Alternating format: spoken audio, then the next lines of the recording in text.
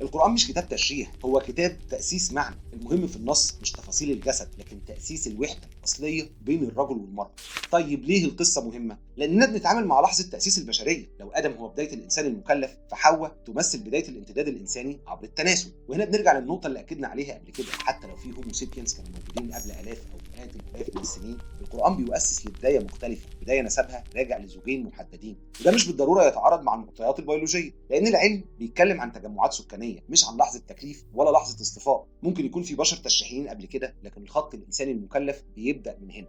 وخلق حواء مش مجرد إضافة عدد، هو إعلان إن الإنسان كائن اجتماعي مش مكتمل لوحده ومحتاج شراكة. الآية ما قالتش خلق معه أنثى، قالت زوجها. كلمة زوج في القرآن دايما فيها معنى التكامل مش الصراع. يعني من البداية التكوين الإنساني قايم على ثنائية متوازنة. المهم مش هل الضلع حرفي ولا رمزي، المهم إن البشرية القرآنية تبدأ بزوجين. وده معناه إن الامتداد البشري دي نقطة انطلاق محددة، والهوية الإنسانية مرتبطة بسلسلة نسب، والمسؤولية الأخلاقية ممتدة عبر هذا الامتداد. وهنا بيتأسس مفهوم العائلة البشرية بمعناه القرآني. لكن جزء كبير من التفاصيل المنتشرة عن شكل حواء وطريقة خلقها وأحداث ما قبل الجنة جاي من روايات إسرائيلية